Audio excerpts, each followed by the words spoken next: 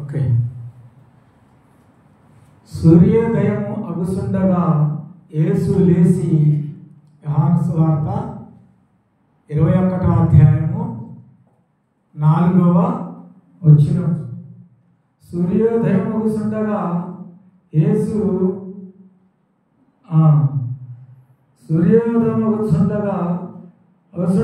యేసు అద్దరిన నిలిచెను. అయితే ఆయన యేసు అని వారు గుర్తుపట్టలేదు. హల్లెలూయా. సూర్యోదయం అగుసుండగా యేసు లేచి అద్దరిన నిలిచెను. ఎద్దరు నిలిచాడు? ఆ యొక్క గలిలయ ప్రాంతములో సముద్రం వద్ద నిలిచాడు యేసయ్య.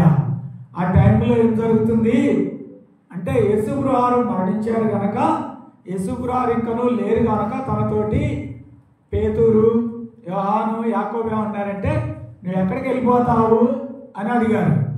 అడిగినప్పుడు నేను ఎక్కడికి వెళ్తానంటే మరలా చేపలు పట్టుకోవడానికి వెళ్తాను అని మాట్లాడారు. చేపలు ఎందుకు పట్టడానికి వెళ్తున్నాడు? చేపలు దేనికి పట్టడానికి వెళ్తున్నాడు?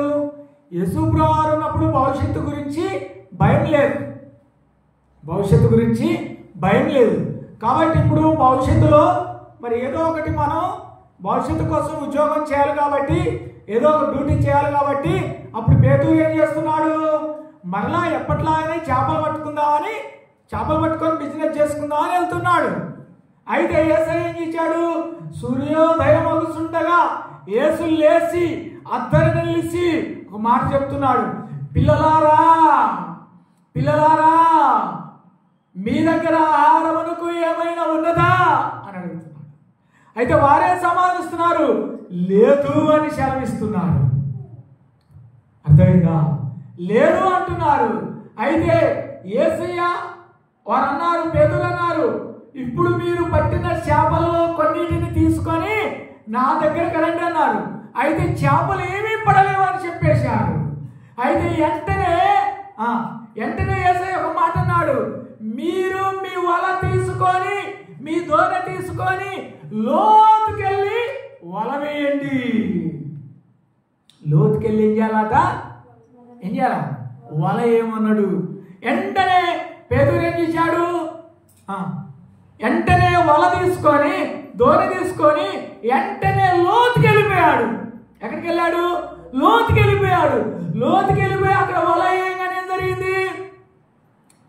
173 చేపలు పడ్డాయి. హల్లెలూయా, హల్లెలూయా. ఎందుకు పడ్డాయి 173 చేపలు? ఎందుకు పడ్డాయి? యేసయ్య చెప్పినట్టుగా పని చేశాడు కనుక ఆశీర్వాదం వచ్చింది. మనం కూడా యేసయ్య చెప్పినట్టుగా పని చేస్తే మనకు ఆశీర్వాదం వస్తుంది. అయితే మనం అట్లా చేయం. యేసయ్య ఒకటి చెప్తే మనం ఒకటి చెప్తాం. యేసయ్య ఒక్కలి పొమ్మంటే మనం ఒక్కలి పోతాం. యేసయ్య ఒక్కటి చెప్తే మనం ఒక్కటి వింటూ ఉంటాం. అందుకే మన జీవితాల్లో ఏమి లేదు? ఆశీర్వాదము లేదు. మన జీవితంలో ఏమి లేదు? ఆశీర్వాదము లేదు. కాబట్టి మనం ఎక్కువగా ఆశీర్వదింపడాలంటే ఏం చేయాలి? యేసయ్య మనతో మాట్లాడుతాడు, ఇదిగో ఈ పని చెయ్యి అన్నప్పుడు మనం ఆ పని చేయాలి.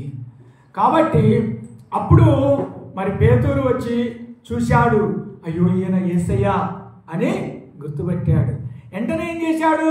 అతడు వస్త్రహీనుడైనందున ఆ యొక్క సముద్రములో దుకేశాడు.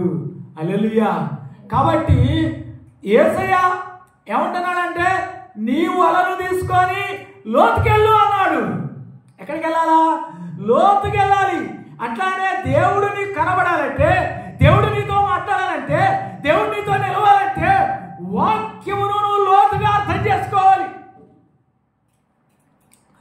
ప్రవక్తల ద్వారా నానా సమయములోను నానా విధములుగాను ప్రవక్తల ద్వారా మాట్లాడిన దేవుడు ఈరోజు కుమారుని ద్వారా మాట్లాడుతున్నాడు. ఆ కుమారుడు ఎవరు? యేసయ్య. హల్లెలూయా. మనిషి కుమారుడు శరీరధారి అయిన దినములో మహారోదనం చేశాడు. గెత్సేమనే తోటలో యేసయ్య ఏం చేశాడు? మహారోదనం చేసి, విజ్ఞాపన చేసి, ప్రార్థన చేసి, తన రక్తము చెమటగా కాబట్టి మన ప్రార్థన ఎట్లుండాలి?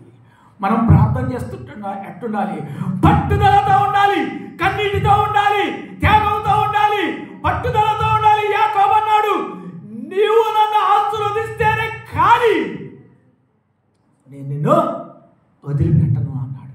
అట్లానే మనం 2 నిమిషాలు ప్రార్థన చేసినా, 5 నిమిషాలు ప్రార్థన చేసినా, 1 నిమిషం ప్రార్థన చేసినా ఎట్లుండాలి మన ప్రార్థన? పట్టుదలతో ఉండాలి. దేవుడు నాకు కనబడాలి, దేవుడు నాతో మాట్లాడాలి అని ప్రార్థన చేయాలి. కన్నీటి ప్రార్థన. దేవా, ఇరిగి నలిగిన హృదయాన్ని నీవు ఆలస్యం చేయవు. ఇరిగి నలిగిన హృదయమే నీకు ఇష్టమైన బలి. కాబట్టి యేసయ్యకి బలి అర్పించాలి. ఏం బలి అర్పించాలా? ఇరిగి నలిగిన హృదయముతో, దేవా నా హృదయాంతరంగములో నూతన హృదయమును కలుగ చేయము. మనం ఎలా ప్రార్థన చేయాలి? నూతన హృదయంతో చేయాలి, నూతన మనసుతో చేయాలి. నూతన మనసు కావాలని దేవుని అడగాలి. హల్లెలూయా. కాబట్టి అందుకే యేసయ్య చెప్పినట్టుగా మనం వినట్లేదు కనుక మన కుటుంబంలో ఆశీర్వాదం లేదు. యేసయ్య చెప్పినట్టుగా మనం వినట్లేదు కనుక మన శరీరములో ఆరోగ్యము లేదు. యేసయ్య చెప్పినట్లుగా మనం నడుచుకోవట్లేదు కనుక మన హృదయములో తృప్తి లేదు. తృప్తి లేక ఏమైపోతున్నాం? శాంతి లేక ఏమైపోతున్నాం? సమాధానం లేక ఏమైపోతున్నాం? ఏం దొరికితే అది తాగి చచ్చిపోవాలనుకుంటున్నారు. కాబట్టి శాంతి మీకు అనుగ్రహిస్తున్నాను, నా శాంతిని మీకు అనుగ్రహిస్తున్నాను. I will give you my good life. నా శాంతి, నా సమాధానం, నా ఆరోగ్యం నీకు ఇస్తున్నా అన్నాడు. కాబట్టి వెంటనే ఏం చేయాలి? యేసయ్యకి మనం లోబడాలి. అప్పుడు నువ్వు లోబట్టం వల్ల యేసయ్య ఏం చేస్తాడు? నిన్ను నూరంతలుగా ఆశీర్వదిస్తాడు, నూరంతలుగా దీవిస్తాడు, నూరంతలుగా ఫలింపజేస్తాడు. ఒకటి గుర్తుంచుకో, దేవుడు ఈ రోజున నిన్ను ఆశీర్వదిస్తున్నాడు. పట్టుదలతో ప్రార్థించు. నేను చెప్తాను, గుర్తుంచుకో. ఈ రోజున నీవు ఏ సమస్యలో ఉన్నావో, ఏ బాధలో ఉన్నావో, ఏ కష్టంలో ఉన్నావో, ఏ ఇబ్బందిలో ఉన్నావో, నేను చెప్తుంది గుర్తుంచుకో. దేవుడు నన్ను బాధ నుంచి విడిపిస్తున్నాడని గుర్తుంచుకొని పట్టుదల ప్రార్థన చేయి. అలాగే నీవే పరిస్థితిలో ఉన్నప్పటికీ, ఏ పద్ధతిలో ఉన్నప్పటికీ నేను చెప్పింది గుర్తుంచుకొని ఈరోజు నువ్వు పట్టుదల ప్రార్థన చేయి. దేవా, నన్ను ఆశీర్వదించే వరకు నేను నిడవను. దేవా, నన్ను స్వస్థపరిచే వరకు నేను నిడవను. దేవా, నన్ను కరుణించే వరకు నేను ఇడవను. హల్లెలూయా, హల్లెలూయా, హల్లెలూయా, హల్లెలూయా. నేను ఇడవను. హల్లెలూయా.